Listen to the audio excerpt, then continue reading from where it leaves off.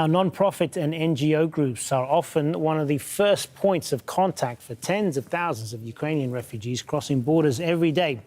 One organization called WalkWithMe.Global took these pictures on the Moldova-Ukraine border. A child too weak to walk is seen being pushed in a shopping trolley to a waiting ambulance. The organization's founder, Melissa Mitchell, says they're also working on the Polish border.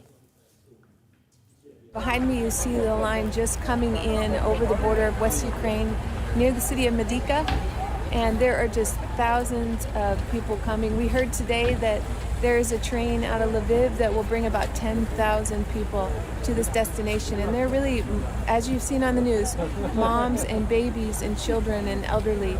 So we're just here trying to help with logistics, giving out some supplies, and we really need your help. It's going to be a long road for many of them. They need transport, they need housing, they need food, and so many moms carrying little babies. It's just really heartbreaking.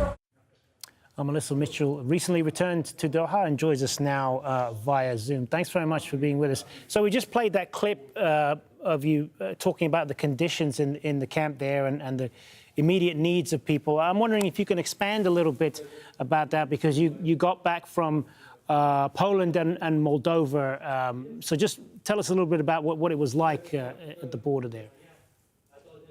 Sure. It was, we saw a lot of tragedy and we saw a lot of heroism. And I think one of the things that touched me the most was at that border crossing, those were everyday people just like you and me that were showing up.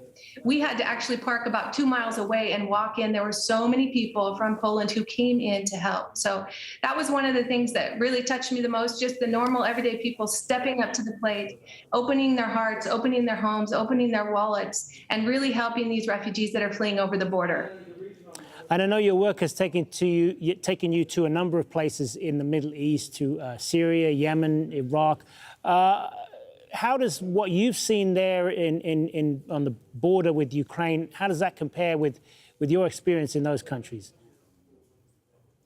It's actually quite different. For those of us who are in the nonprofit world, navigating in an EU country is something that we've never done. So learning how to set up all the logistics, getting medication, getting supplies, setting up field hospitals, those things are a lot more complicated in an EU country. So it's been a learning curve for all of us who've been there on the front lines, especially in those early days.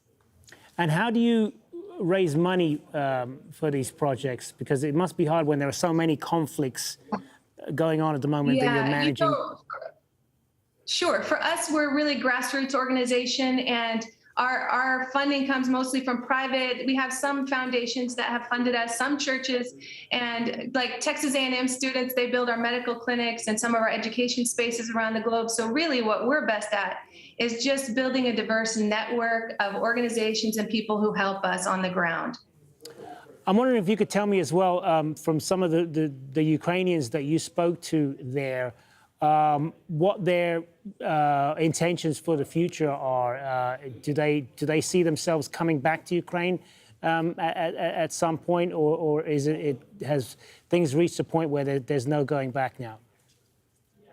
Well, it depends on which country you're in. In Moldova, we see them just transiting through. They might stay 2 or 3 days, and then they go on to other places like Germany, somewhere in the UK.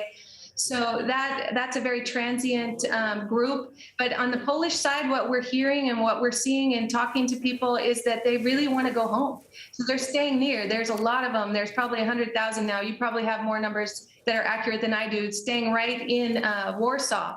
But on the borders, it's quite complicated in these countries because they're really villages. They're village borders. It's not like a city.